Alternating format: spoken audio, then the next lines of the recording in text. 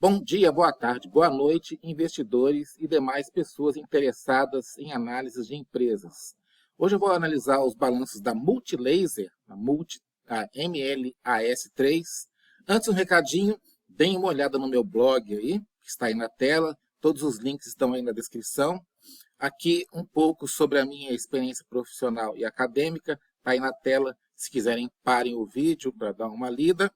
E um recadinho aqui importante: os vídeos e relatórios do site não recomendam compra ou venda de ativos financeiros. São estudos contábeis sobre a empresa para fins de ciência sobre a sua situação patrimonial e financeira.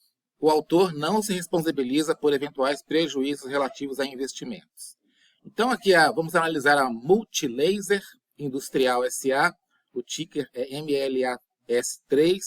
A IPO foi feita em julho de 2021, um pouco antes da alta da Selic, né? Então vocês já imaginam o que houve com a ação. Eu recomendo vocês entrarem no site de RI da empresa e o site institucional também. Antes de mostrar o que a empresa faz, histórico, acionistas, vamos primeiro usar alguns números interessantes. Na IPO, entrou no caixa da empresa 1 bilhão e 854 milhões de reais líquidos. A oferta foi somente primária, ou seja, todo o dinheiro foi para o caixa da Multilaser. O preço da ação foi R$ 11,10. Que tal o anúncio do valor bruto arrecadado, né, menos despesas, deu aquele 1,8 bilhão lá. De acordo com o prospecto definitivo, a Multilaser utilizaria esses recursos para amortizar dívidas com 47% dos recursos, reforço de caixa, 38%, e potenciais aquisições, 226 milhões, 14%. Parece que ela fez isso mesmo, como nós vamos ver adiante. Tá? Ela reduziu dívida inicialmente, reforçou o caixa e comprou algumas empresas. Eu vou mostrar adiante isso aí. Então, aqui é mostrando a cotação das ações, né? O IPO ela acabou abrindo a perto de R$ 12,50, desabou e hoje está em R$ 2,01. Eu acredito que a maior parte dessa queda forte aqui foi por causa da alta da Selic, porque a Selic começou a subir exatamente a partir de julho de 2021. Se não fosse a Selic, eu acho que a ação ia parar ali perto dos R$ 6, talvez 8, né? Porque a Selic também impactou aí os resultados da empresa, o que contribuiu também para a queda.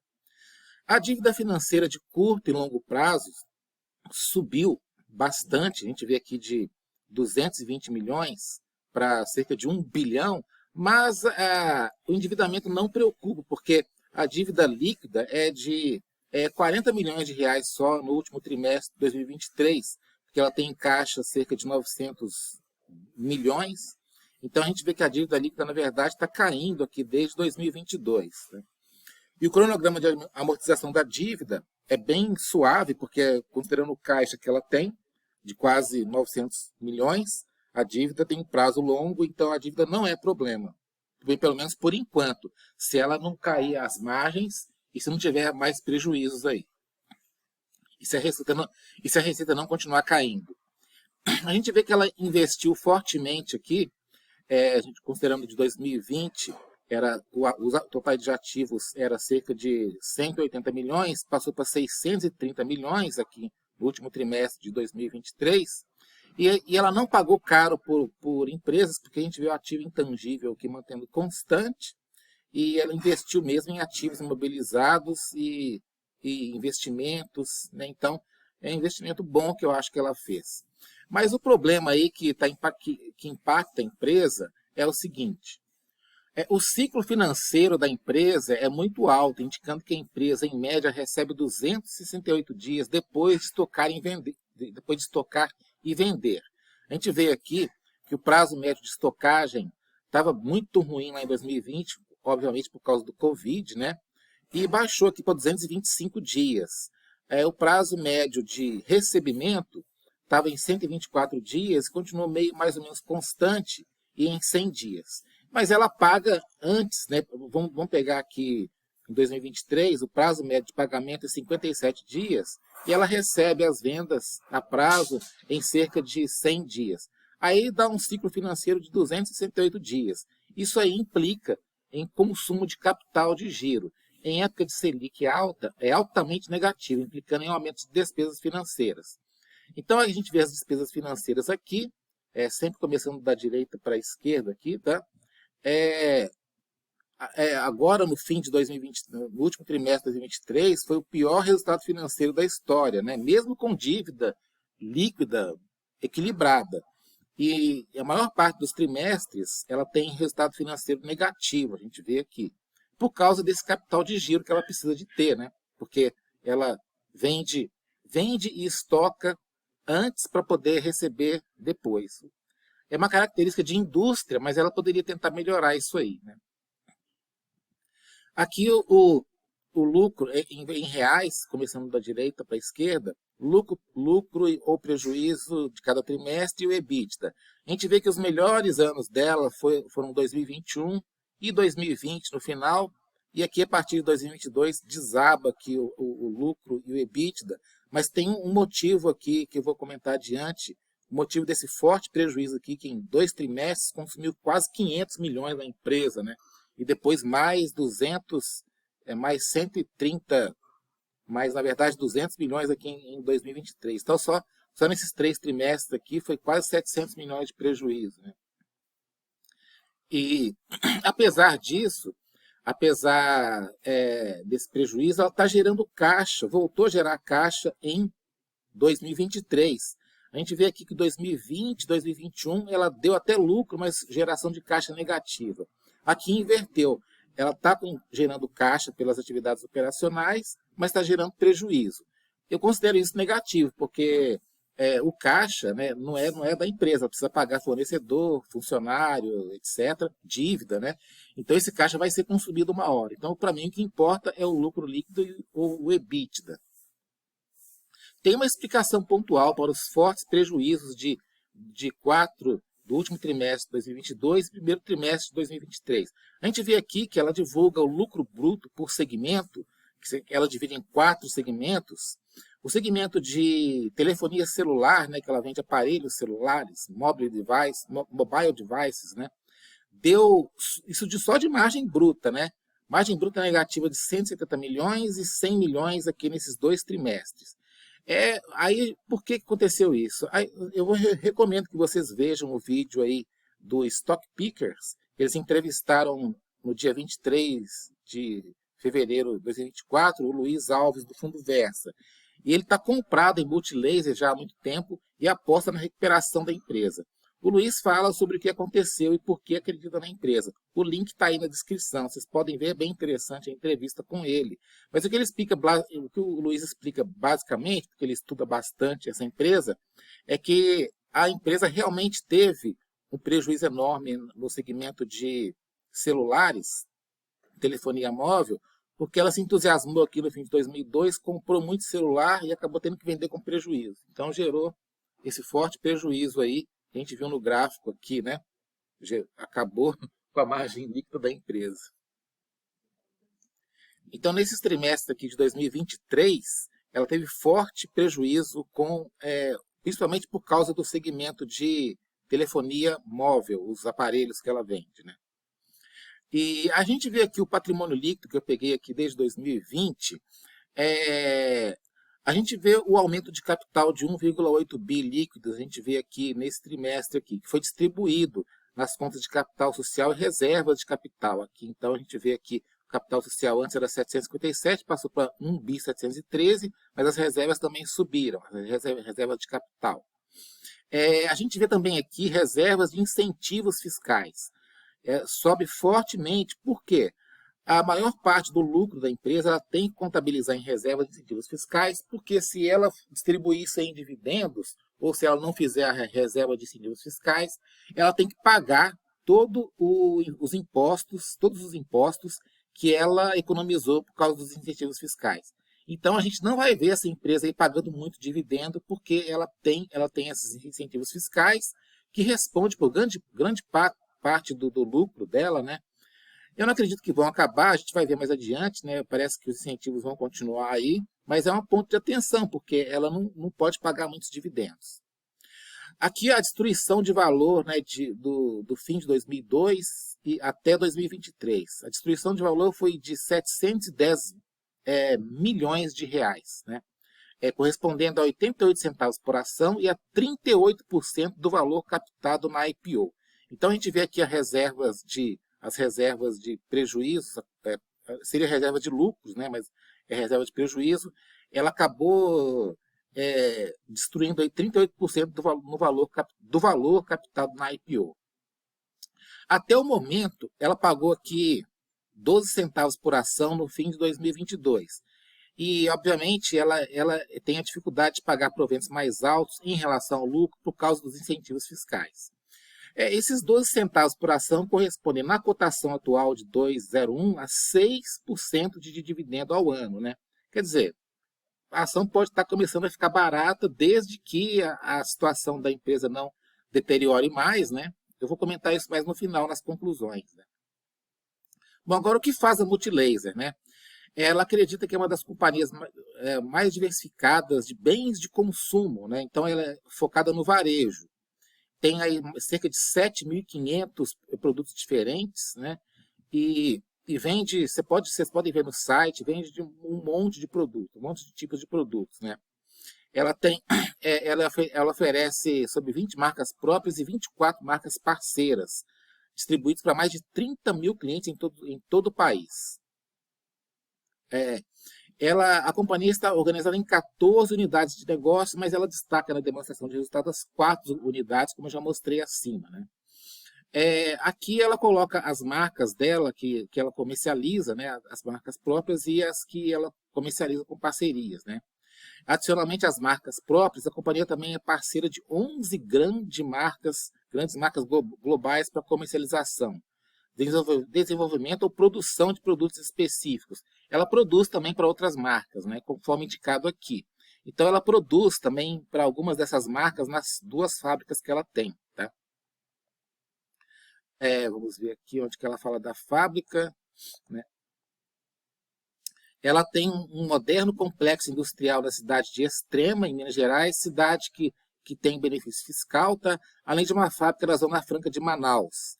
Também a Zona Franca de Manaus tem muito benefício fiscal. E um laboratório de engenharia na China, e atualmente conta com mais de 5.000 funcionários, e a receita líquida eu vou mostrar mais adiante.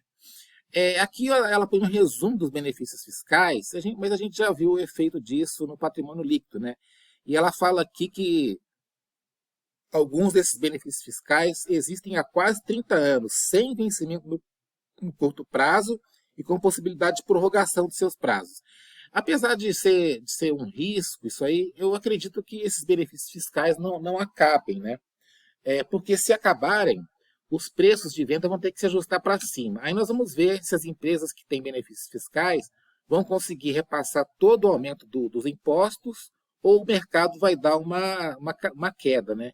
Eu acho que mesmo com a reforma tributária, esses benefícios fiscais vão continuar aí e talvez, se forem extintos, vão se extinguindo aos poucos, né? Porque senão seria um baque muito grande nos mercados e nas empresas, né? Então aqui está a história resumida aqui da Multilaser, desde 1987, quando foi fundada, e aqui o CEO atual assumiu aqui em 2003, está lá desde 2003, e foi responsável por esse grande crescimento da Multilaser e a abertura de capital que ocorreu aqui em 2020. Ela comprou algumas empresas aqui no meio do caminho, a gente vê aqui. Ela cresceu realmente é uma história de crescimento. Né? Aqui ela coloca algumas vantagens competitivas, né, que ela realmente é uma máquina de lançamentos, ela tem diversos produtos, né, e vendas pulverizadas, as que eu destaco aqui. Então a gente vê aqui as 12 unidades de negócio. Ela tem uma equipe dedicada na China, com foco em explorar feiras internacionais, buscando identificar tendências futuras. É um aspecto positivo ficar lá na China prospectando negócios, tá? Ainda não se traduziu em lucratividade boa por causa do momento ruim da economia brasileira, mas isso aqui pode dar um bom resultado no futuro, né? A gente vai ter que ver nos próximos balanços. Então, aqui um panorama geral da empresa. Eu acho interessante essa questão da China, do foco dela na China. Aqui o site institucional dela, vocês podem entrar lá, o link está na descrição aí, para vocês verem os produtos que ela vende. Ela se diz uma máquina de lançamentos, né? A gente vê aqui os diversos tipos de segmentos que ela tem, né? Acessórios de computador, mídias, telefonia, PCs e tablets, né? Brinquedos. A gente vê aqui a distribuição por segmento, né? Aqui os produtos que ela oferece, né? Alguns produtos são questionáveis, né, como positivo, né, todo mundo questiona, mas tem alguns bons produtos da Samsung, Acer, né? A Intelbras é um produto interessante porque, apesar de parecer que não tem qualidade, mas duram bastante, né? Então a gente vê aqui as marcas que ela tem. Um ponto bom dela é a pulverização, né? Ela vende aqui para pequenos e médios varejistas cerca de quase 50%, o varejo nacional como um todo 8%, o governo 14%, para empresas 7%. E é pulverizado por todo o território nacional, sendo que o Sudeste é 51% das vendas, e o Nordeste, que cresce bastante, 16%. As vendas por canal, a gente vê aqui que a maior percentual de vendas é para pequenos e médios varejistas, que chega aqui a 48% aqui no último trimestre de 2023. Para o governo, 14%, né? E a gente vê aqui por segmento, né? Por segmento, a maior parte, está aqui 27%, é de produtos eletrônicos para casa, né? E depois tem aí os equipamentos de telefonia celular, os mobile devices, né? Aqui os acionistas, né, o fundador continua com 41%, e outros com 24%, que é os acionistas da Bolsa, né, as ações que circulam no mercado. E aqui as 4 empresas que a Multilaser tem, né, estão aqui as lojas, a Multilaser Indústria, né, e a Giga Indústria de Comércio. Aqui por a quantidade de ações, a diretoria e conselho tem 45%, ações de tesouraria que ela está recomprando, né, dá uma quantidade líquida de 812 milhões de ações. A gente vê aqui que as pessoas físicas aqui, ó, Alexander Ostroyevsky e Edvard James Feder, com a maior parte das ações. Aqui o valor de mercado, né, logo após o IPO, a empresa valia 9 bilhões de valor de mercado. Atualmente, com a cotação de 2,01, praticamente a mesma quantidade de ações, a empresa vale 1,6 bilhões de mercado, então uma queda de 81% do valor de mercado. A gente vê aqui, ó, sempre começando da direita para a esquerda, tá? Que a margem bruta ela está caindo em níveis preocupantes. Aqui nessa época, aqui, 2021, 30% estava um bom nível, né? Mas a tendência de queda da margem bruta, mesmo aqui em 2022, né? Esse nível aqui de 18% ainda já é um nível muito ruim. O ideal é aqui, ó, perto de 30%. Tá? No último trimestre de 2023, em setembro, né, 2023, a margem bruta estava 6%, que é um nível muito ruim. E aí a margem líquida cai, né, e a margem EBITDA também. E eu queria ver essa margem bruta chegar de novo, ter uma tendência de alta até 30%, o que não é a tendência do momento. Significa que a empresa está tendo dificuldade de vender, está tendo que reduzir preços, reduz preço, aí a lucratividade cai e fica em prejuízo aqui. A dívida financeira comparada com a receita, né? Os dois subiram bastante, né? Mas é o seguinte, a dívida, que é a linha azul, subiu mais aqui a partir de 2022 em proporção, subiu mais do que a receita. A receita está caindo desde 2021, a gente vê a linha laranja aqui.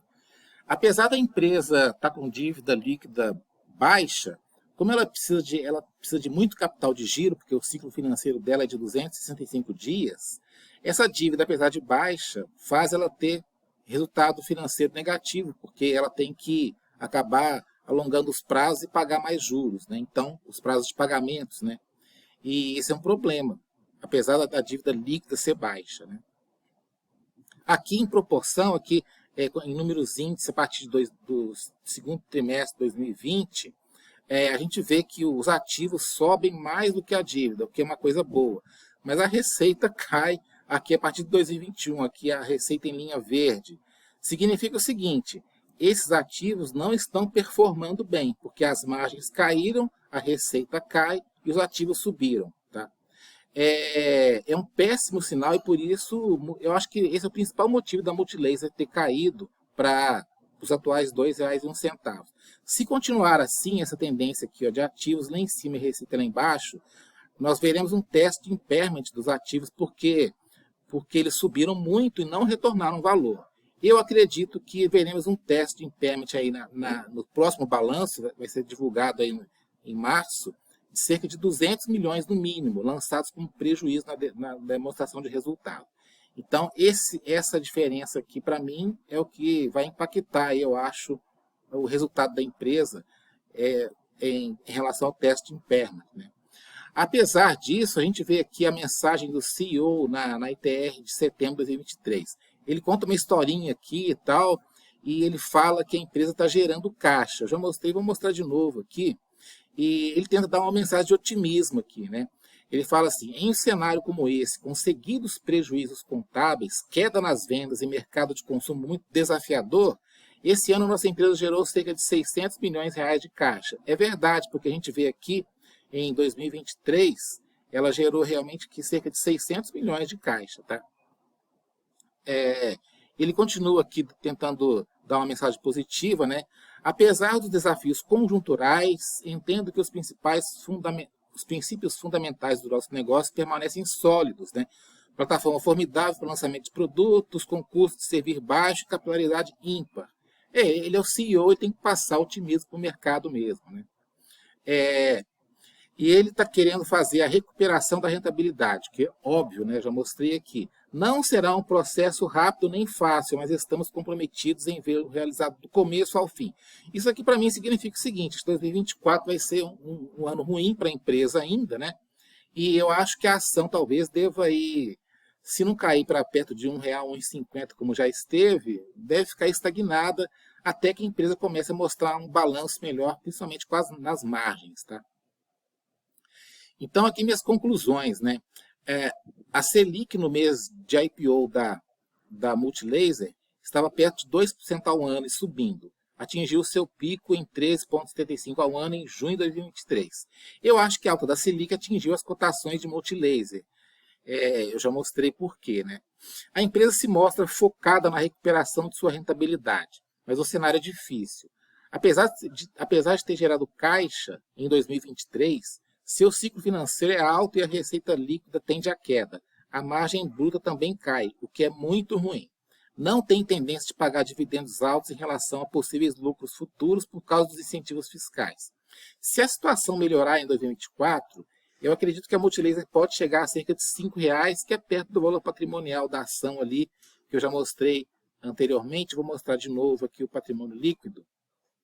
Então, aqui o patrimônio líquido da empresa e aqui o valor patrimonial por ação. A gente vê aqui que a variação anual do valor patrimonial a partir de 2022 é tendente à queda. Ele estava em R$ 5,16 em 2022 e agora está R$ 4,36 em setembro de 2023. Então, eu acredito que se as coisas melhorarem para a Multilaser, a ação pode chegar aí perto de R$ 5, R$ 4,50, né? Então, só para mostrar aqui que o potencial de curto prazo, em cerca de 1 ou 2 anos, para a ação é sair de R$ 2,00 até R$ 5,00, que eu acho. Desde que as coisas comecem a melhorar, e eu acho que isso só vai acontecer quando a Multilaser começar a mostrar bons números nos próximos balanços. Então, eu acho que a ação pode chegar perto de R$ 5,00 se a Selic cair e PIB mostrar alta. E a Multilaser teria que acompanhar e mostrar alta da receita e da margem bruta, e que a gente já viu que não é a tendência do momento, né? Um possível prejuízo forte na demonstração de 31 de dezembro de 2023, a ser divulgada no próximo mês, pode deprimir ainda mais a cotação de Multilaser, referente a um possível teste de impairment, que eu acho que deve ser próximo de 200 milhões. Eu vou ficar de olho, pode ser uma boa opção para um cenário melhor do varejo brasileiro. Por enquanto não, mas eu vou ficar de olho aí nessa ação e acompanhando. Um recadinho final, os vídeos não recomendam compra ou venda de ativos financeiros. Obrigado por terem assistido, curtam o vídeo, inscrevam-se no canal e divulguem para me incentivar a fazer mais análises.